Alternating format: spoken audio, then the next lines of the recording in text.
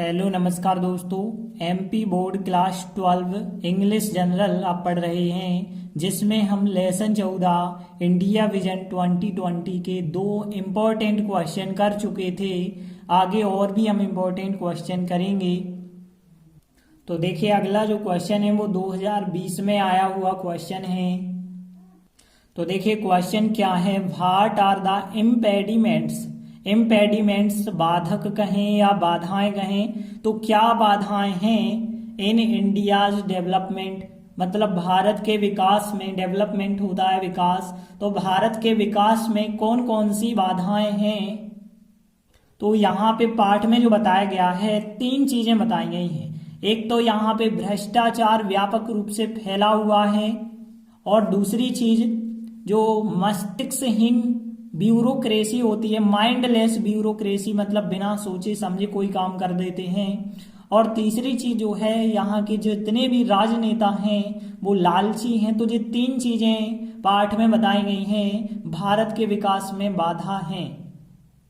तो देखिए बताया गया है कि व्यापक भ्रष्टाचार, और जो आप बिना सोचे समझे कोई भी काम कर देते हैं, मस्तिष्कहीन नौकरशाही हम उसे कहेंगे, और लालची राजनेता, भारत के विकास में ये तीन क्या हैं, बहुत बड़ी बाधाएं हैं, जिससे भारत का विकास सही नहीं हो पा रहा है। तो देखिए यहाँ पे ज्यादा कठिन नहीं है इसका आंसर। भ्रष्टाचार के लिए आप लोगों ने पढ़ा होगा करप्शन।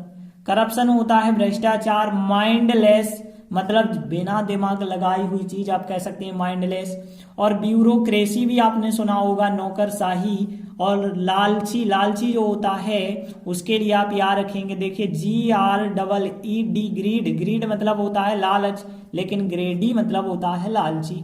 और पॉलिटिशियन, राजनेता भी आप लोगों ने पढ़ा होगा।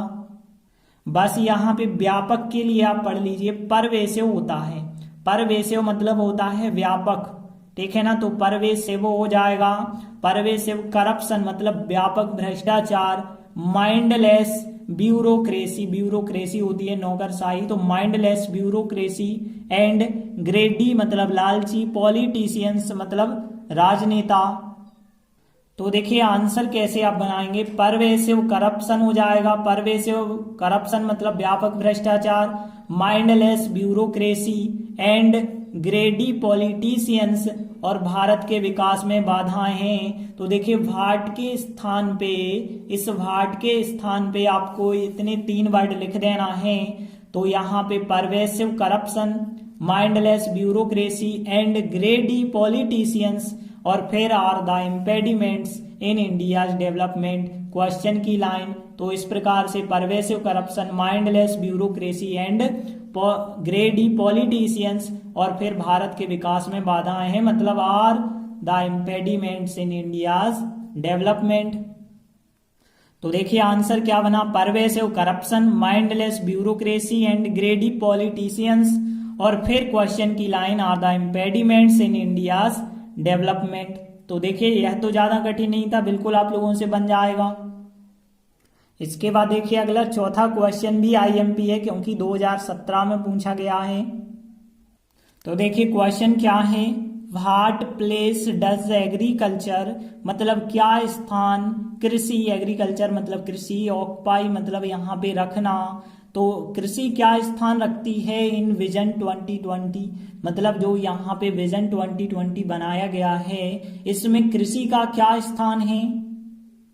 तो देखिए जब ये विजन 2020 बनाया गया था, तब जो है द्वितीय हरित क्रांति चलाई गई थी, कृषि से संबंधित एक क्रांति चलाई गई थी, द्वितीय हरित क्रांति। यह इस उद्देश्य से चलाई गई थी कि किसानों के लिए ये बहुत ज्यादा लाभकारी होगी, और इससे क्या होगा कि हर एक चीज का उत्पादन होगा हमारे भारत देश में। हमारी खुद की पूर्ति तो होगी ही, साथ ही साथ हम विश्व के लिए भी जो है कई चीजें सप्लाई करने लगेंगे, तो हमारा खाद्य उत्पादन बढ़ेगा और हर चीज में हम संपन्न हो जाएंगे। तो देखिए आंसर क्या बताया गया, कृषि जो है द्वितीय हरित क्रांति की सफलता के साथ, मतलब जो द्वितीय हरित क्रांति चलाई जा रही थी 2020 तक, उसे सफलता मिल जाएगी और किसानों के लिए बहुत लाभकारी बन चुकी होगी यह क्रांति। और फिर हम देखें भारत के पास जो है घरेलू उपभोग की पूर्ति करने के बाद, मतलब जितनी चीजें हमें खुद को आवश्यकता है उनकी पूर्ति तो हो ही जाएगी, साथ ही साथ विश्व के लिए भी हम काफी खाद्य उत्पादन हो जाएगा हमारे पास। तो देखिए हम दोनों लाइनें ट्रांसलेट करते हैं। तो देखिए यहाँ कृषि मतलब एग्रीकल्चर, कृषि, सेकंड मतलब द्वितीय होता है, सेकंड ग्रीन मतलब हरित क्रांति, रिवॉल्यूशन। तो यहाँ पे रिवॉल्यूशन का मतलब होता है क्रांति। तो यह शब्द तो आप लोगों ने सुना होगा, रिवॉल्यूशन, री क्रांतिकारी होता था, तो रिवॉल्यूशन हो गया क्रांति। सक्सेस मतलब सफलता, विथ मतलब के साथ, किसानों की बात करें तो फार्मर कहते हैं किसान को, और फिर उनके लिए मतलब टू लिख सकते हैं आप, बहुत ही लाभकारी, बहुत ही मतलब वेरी, बस यहाँ पे लाभकारी के लिए आपको पता होना चाहिए। तो लाभकारी के लिए जो यहाँ पे शब्द इस्तेमाल किया गया है रिम्यूनरेटिव। तो रिम्यूनरेटिव मतलब होता है लाभकारी, और बन चुकी होगी तो देखिए बनना होता है बिकम। तो बिकम का थर्ड फॉर्म भी बिकम होता है। तो देखिए ज्यादा कठिन वर्ड नहीं, पहली लाइन की यदि हम बात करें तो कृषि लाभकारी बन चुकी होगी, फ्यूचर परफेक्ट टेंस है, फ्यूचर परफेक्ट में सेल विल के साथ में आपको हैव भी जोड़ना होता है। लेकिन यदि पास्ट की घटनाएं फ्यूचर में आप बताते हैं तो यहाँ पे यदि विल यहाँ लगता होगा, विल का फॉर्म जो है वुड लगने लगता है, तो यहाँ भी वुड सहायक क्रिया के साथ जो है हैव आपको लगाना पड़ेगा। मतलब जहां पे विल हैव लग रही थी पास्ट में, यदि इस घटना की चर्चा की गई है तो वहां पे वुड हैव लगेगी। तो कृषि मतलब एग्रीकल्चर कह सकते हैं, वुड हैव यहाँ पे सहायक क्रिया, और हैव के बाद आपको थर्ड फॉर्म लगाना पड़ेगा। फिर इसके बाद बहुत ही लाभकारी मतलब वेरी मतलब बहुत ही, और रिम्यूनरेटिव मतलब लाभकारी।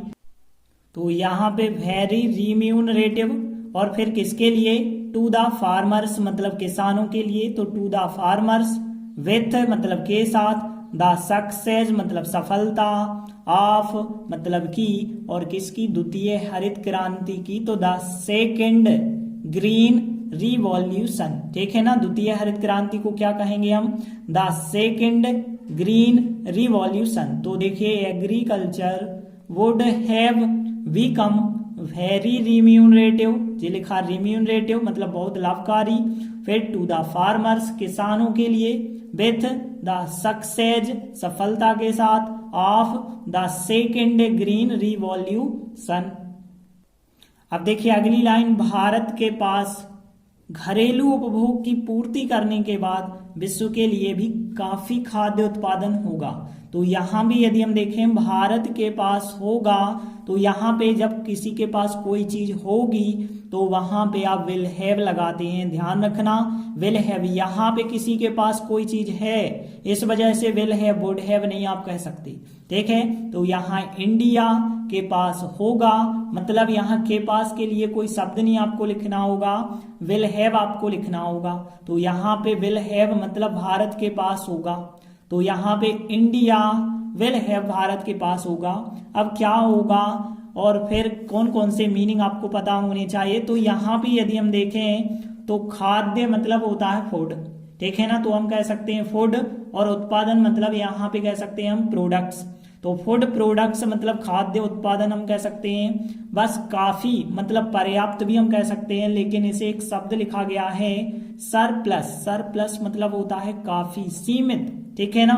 तो सरप्लस फूड प्रोडक्ट्स काफी खाद्य उत्पादन, और फिर विश्व के लिए मतलब हम कह सकते हैं टू द वर्ल्ड, विश्व के लिए।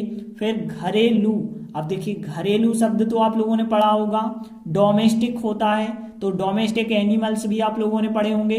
तो डोमेस्टिक तो आप लोगों को पता ही होगा, डोमेस्टिक मतलब होता है घरेलू, तो डोमेस्टिक। और फिर उपभोग, उपभोग के लिए जो वर्ड होता है वो होता है कंसम्पशन, ठीक है ना, कंसम्पशन होता है घरेलू उपभोग, डोमेस्टिक कंसम्पशन मतलब घरेलू चीजें हम कह सकते हैं, घरेलू उनका उपयोग करते हैं। और पूर्ति करने के बाद, तो यहाँ पे आफ्टर होता है के बाद, और फिर पूर्ति करना, तो यहाँ पे जो ध्यान रखना इज मेट का मतलब होता है पूरा कर देना या पूर्ति कर देना। तो यहाँ पे यदि हम देखें तो इंडिया विल हैव मतलब भारत के पास होगा काफी खाद्य उत्पादन होगा, मतलब सरप्लस फूड प्रोडक्ट्स होंगे, और फिर टू द वर्ल्ड मतलब विश्व के लिए होंगे। और फिर इसके बाद यदि हम देखें तो आफ्टर मतलब के बाद फिर है घरेलू उपभोग की पूर्ति।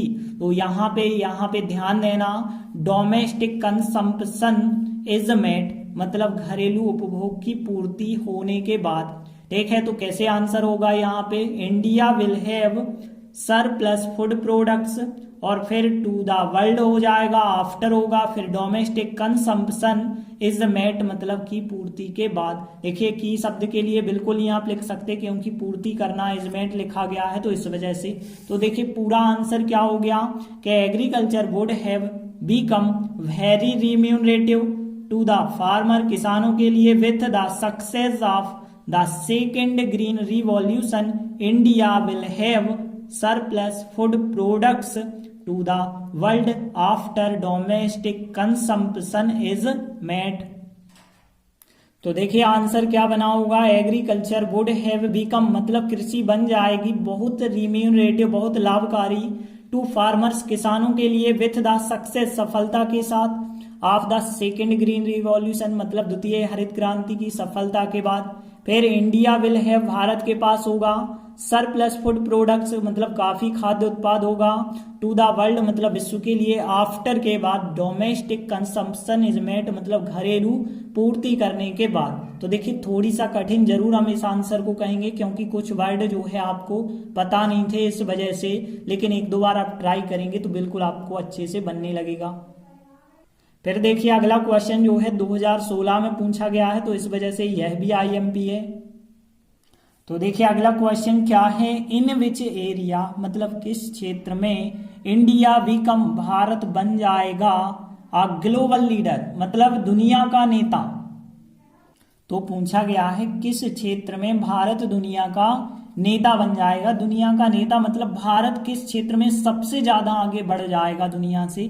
तो यहाँ पे पाठ में बताया गया भारत सेवा क्षेत्र में मतलब जो सर्विस सेक्टर है सेवा क्षेत्र उसमें बहुत ज्यादा आगे बढ़ जाएगा। सेवा क्षेत्र क्या होता है, हर प्रकार की जनता को सेवा उपलब्ध कराना होता है। तो देश में चाहे हम अंदर की तरफ बात करें या देश के बाहर, तो हर तरफ बिल्कुल बेहतर बेहतर सुविधाएं यदि उपलब्ध कराता है तो उसे ही हम सर्विस सेक्टर कहते हैं।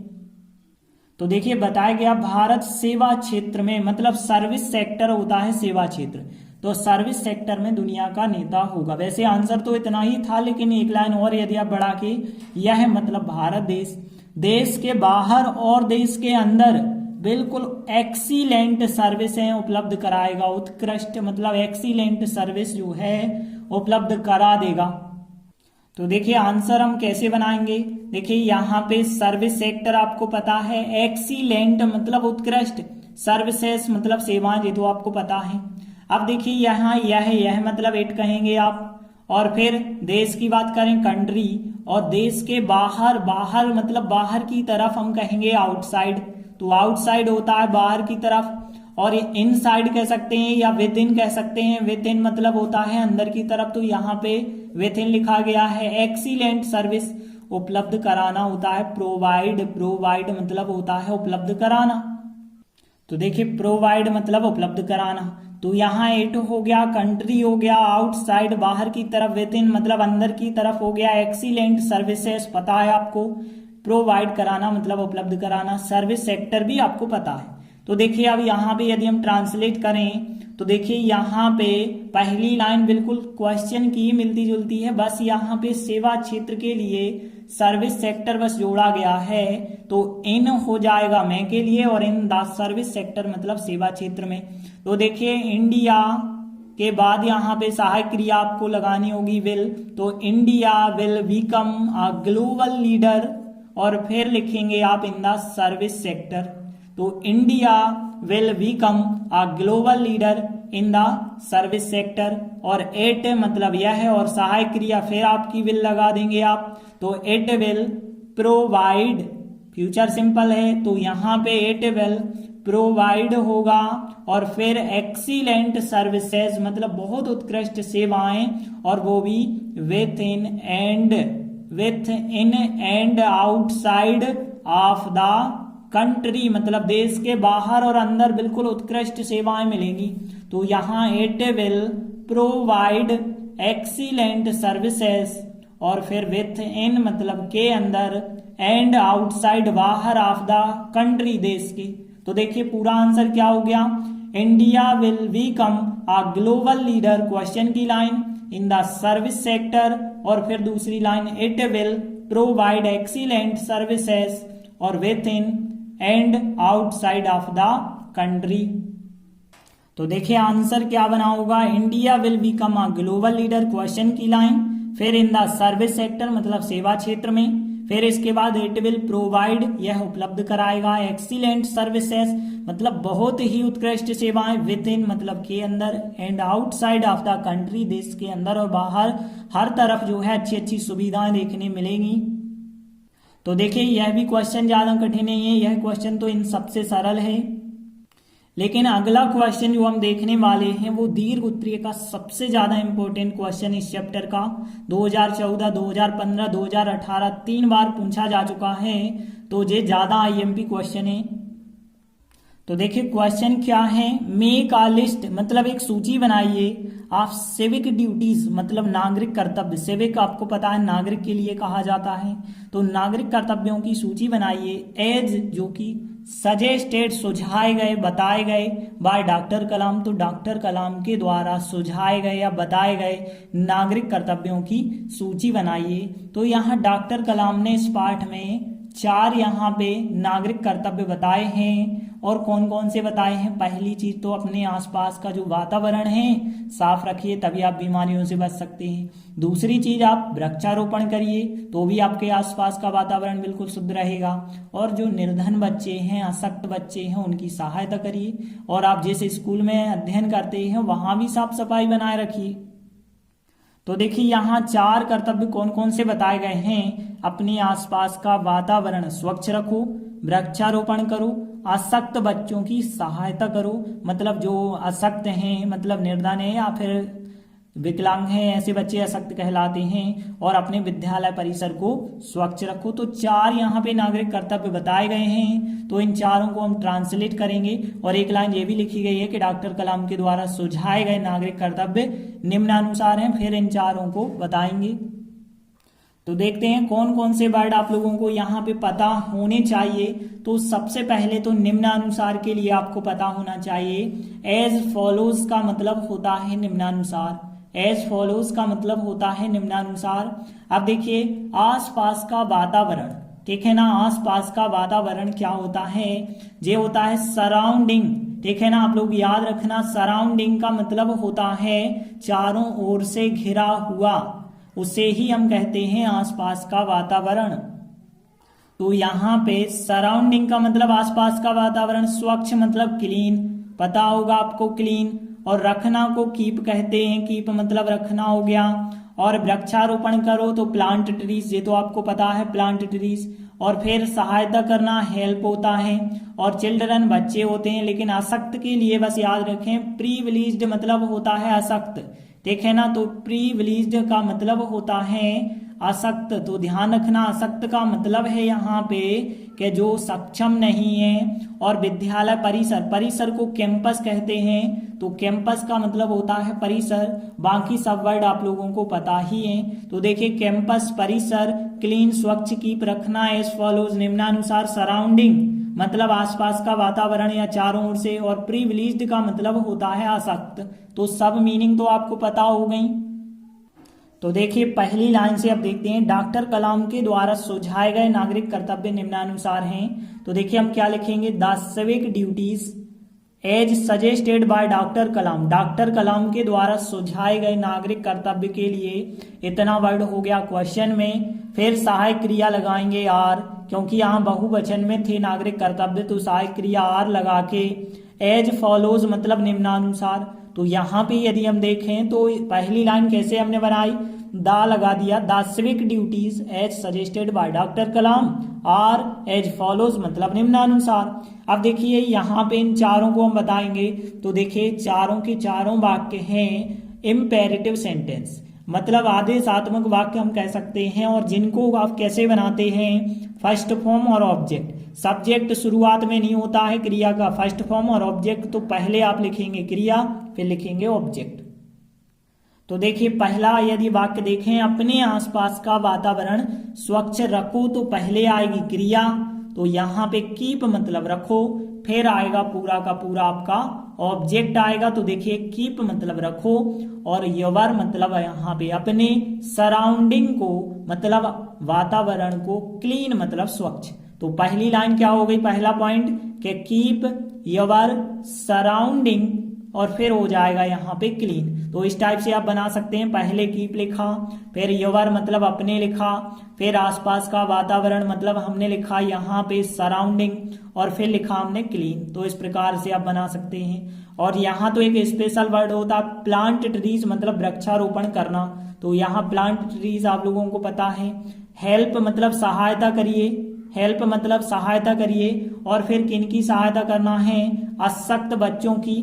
अशक्त बच्चों की मतलब हम कहेंगे, देखिए हमने प्रिविलेज्ड बताया है, प्रिविलेज्ड के साथ अंडर शब्द और होता है, तो अंडर प्रिविलेज्ड आप याद रखेंगे, तो यहाँ पे हो जाएगा अंडर प्रिविलेज्ड चिल्ड्रन, और की शब्द लिखते नहीं है क्रिया के साथ, तो यहाँ पे हेल्प सहायता करिए, अंडर प्रिविलेज्ड चिल्ड्रन मतलब अशक्त बच्चों की सहायता करिए।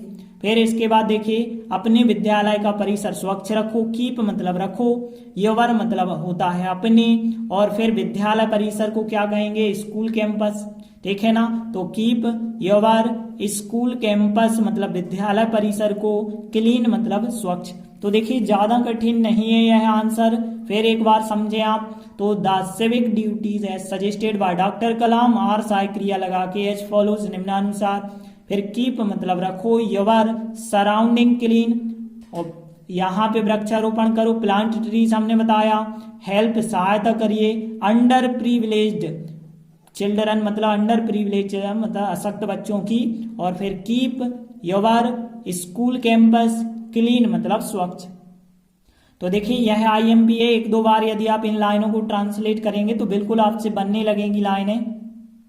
तो देखिए आंसर कैसे बनाया गया, पहले तो हमने लिखा the civic duties as suggested by doctor Kalam, doctor Kalam के द्वारा सुझाए गए नागरिक कर्तव्य आर मतलब हैं, एज फॉलोज निम्नानुसार है। फिर इसके बाद कीप योर मतलब आप रखिए अपने वातावरण को मतलब सराउंडिंग को, क्लीन मतलब स्वच्छ रखिए, और प्लांट ट्रीज मतलब वृक्षारोपण करिए, हेल्प सहायता करिए, अंडर प्रिविलेज्ड चिल्ड्रन मतलब अशक्त बच्चों की सहायता कीजिए, और कीप रखिए योर स्कूल कैंपस अपने विद्यालय परिसर को, क्लीन मतलब स्वच्छ रखिए। तो यहाँ पे इस प्रकार से यह क्वेश्चन बहुत ज्यादा इंपॉर्टेंट है, इसे जरूर आप कर लें। आगे के वीडियो में हम आगे का अध्याय शुरू करेंगे, तब तक के लिए धन्यवाद।